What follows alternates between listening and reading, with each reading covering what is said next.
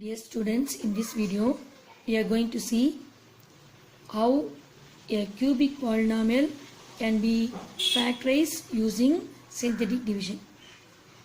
The exercise 3.8, the sums are given based on this factorization using synthetic division.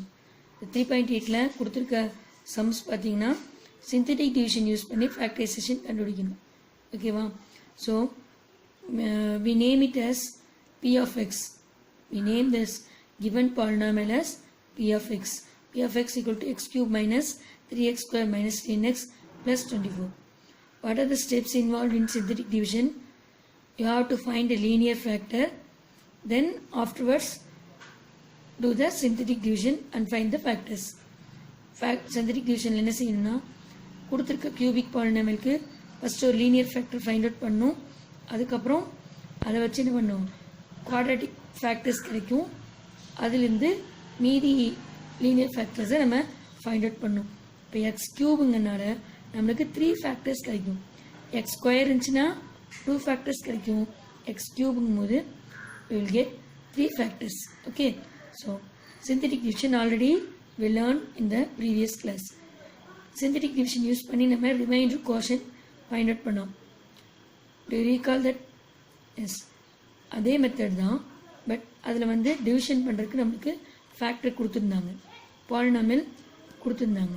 இப்போ இங்கே வந்து நம்ம தான் ஃபேக்டர்ஸை ஃபைண்ட் அவுட் பண்ணணும். ஸோ ஃபஸ்ட் என்ன செய்யணும்னா என்ன மெத்தட் யூஸ் பண்ணுறோம் பாருங்க. இப்போ எக்ஸுக்கு நம்ம வேல்யூஸ் போட்டு எதில் வந்து 0 வருதோ, எக்ஸுக்கு என்னென்ன வேல்யூஸ் கொடுத்து 0 வருதோ அது என்னது, அது ஃபேக்டராக நம்ம எடுத்துக்கலாம். ஓகே, ஸோ இப்போ இந்த P of Xன்னு எடுத்துக்கோம் இல்லையா, அந்த பாலினாமியலில் we will substitute x equal to 1. ஓ எக்ஸுக்கு பதிலாக நம்ம என்ன பண்ணுறோம், 1 சப்ஸ்டியூட் பண்ணுறோம். ஸோ எக்ஸுங்கிற இடத்துல 1 cube minus 3 into 1 square minus 10 into 1 plus 24. Substitute பண்ணி பார்த்தா 1 cube 1, 1 square 1, so 1 into minus 3 minus 10 into 1 minus 10 plus 24. 24 plus 1 25, 25 minus 3 22, 22 minus 10 12.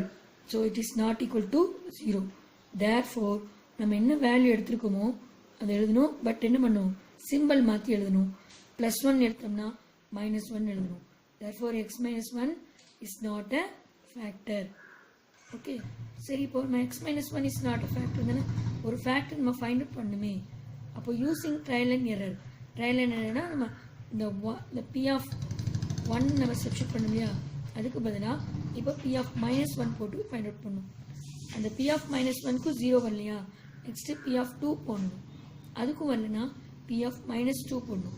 So அந்த மாதிரி போட்டு ஒரு ஃபேக்டரை நம்ம ஃபைண்ட் அவுட் பண்ணணும். நம்ம 1 முடிச்சிட்டோம், not equal to 0. Therefore x minus 1 is not a factor. So we are going to find -1. P of -1 substitute பண்ணுறோம். Same, -1 cube minus 3 into -1 square minus 10 into -1 plus 24. So -1 cube பண்ணும்போது என்ன ஆகும், -1 கிடைக்கும். -1 square பண்ணால் +1 கிடைக்கும். +1 into 3 -3, minus into minus plus 10 into 1 10, then 24 as it is. So 24 plus 10 34, 34 minus 1 33, 33 minus 3 30. So 30 not equal to 0. Therefore x plus 1 is also not a factor. So +1 போட்டாலும் வரல, -1 போட்டு பார்த்தோம், அதுக்கும் not a factor னு வந்திருக்கு. So what we have to do, we have to substitute now P of 2. P of 2 substitute பண்ணுறோம். So xக்கு 2 substitute பண்ணும்போது 2 cube minus 3 into 2 square minus 10 into 2 plus 24. Do you understand this statement? xக்கு பதிலாக, அதாவது xக்கு சப்ஸ்டியூட்டாக 2 அப்படிங்கிற value substitute பண்ணி பார்க்குறோம். 2 cube value 8 minus 3 into 2 square 4, 3 4s are 12 minus 10 into 2 minus 20 plus 24. So plus values add பண்ணும்போது 24 plus 8 32. Negative values, ரெண்டு negative இருந்தால் we had to add. -12 plus -20 minus 32. So 32 minus 32 we are getting 0. isn't it? So after getting 0, what we have to write here? X minus 2 is a factor. So for the given polynomial, we have find x minus 2 is a factor or linear factor. நம்ம find out பண்ணிட்டோம். After finding a linear factor, we can use synthetic division. எதுக்கு ஒரு factor கண்டுபிடிச்சோன்னே நம்ம synthetic division போடுறோன்னா இந்த இடத்துல அந்த நம்ம substitute பண்ணோங்கிறதுக்காக தான் இந்த லீனியர் ஃபேக்டரை நம்ம ஃபைண்ட் அவுட் பண்ணுறோம். ஸோ இங்கே -2 போட்டோம்னால இங்கே என்ன செய்யணும்? 2 போட்டுட்டு இந்த எல் டிவிஷன் மாதிரி போட்டுட்டு இந்த கொடுத்துருக்க பாலினாமியோட கோஎஃபிஷியன்ஸை மட்டும் எடுத்து எழுதணும். எக்ஸ் கியூபோட கோஎஃபிஷியன் 1, எக்ஸ் ஸ்கொயரோட கோஎஃபிஷியன் -3, 10x கோஎஃபிஷியன் -10, -10x ஓட கோஎஃபிஷியன் -10 அண்ட் கான்ஸ்டன்ட். இந்த நம்பர்ஸை மட்டும் இந்த சிந்தட்டிக் டிவிஷனில் எழுதுகிறோம். Already I told you name தான் synthetic division. But what we are going to do? We are going to multiply the terms. So 1, -3, -10, 24 numbers எழுதிட்டோம். இந்த -2 என்ன வெளியில் இதாகும்போது என்ன ஆகும்? x minus 2 equal to 0. Therefore x equal to +2, isn't it? X minus 2 equal to 0. Therefore x equal to +2. So 2 நீங்கள் போட்டோம். First நம்பருக்கு கீழே we always use 0. So 1 plus 0, 1.